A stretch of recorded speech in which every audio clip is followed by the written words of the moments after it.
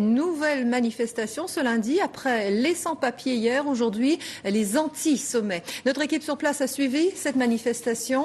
Voici le reportage de Jean-Luc Eguézier et Patrice Achery. Une ville à l'arrêt. Les mesures de sécurité drastiques autour d'un palais des congrès en plein centre de Nice ont provoqué la fureur des Azuréens. Bien loin des parcours officiels, sans papiers, partis de gauche et syndicats tentent de faire entendre aussi leur voix. Un Togolais a fait le voyage. Il critique le manque d'honnêteté des élections et les conditions d'exercice de la démocratie en Afrique.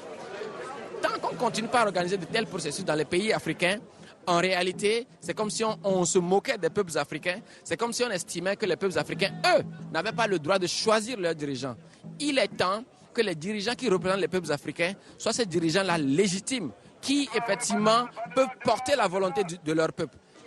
L'association française Survie a distribué un faux journal gratuit. Elle y dénonce la persistance de la France-Afrique, comme on désigne les réseaux d'influence et d'affaires opaques entre la France et le continent. De mauvaises pratiques qui amènent une perte de souveraineté. C'est aux Africains d'imposer une charte aux compagnies qui viennent travailler en Afrique.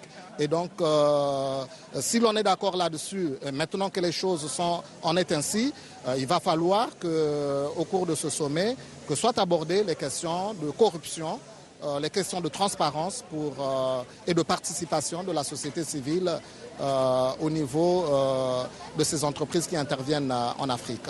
Dans son pays, le Congo, Brice Makosso se bat pour la transparence des revenus pétroliers.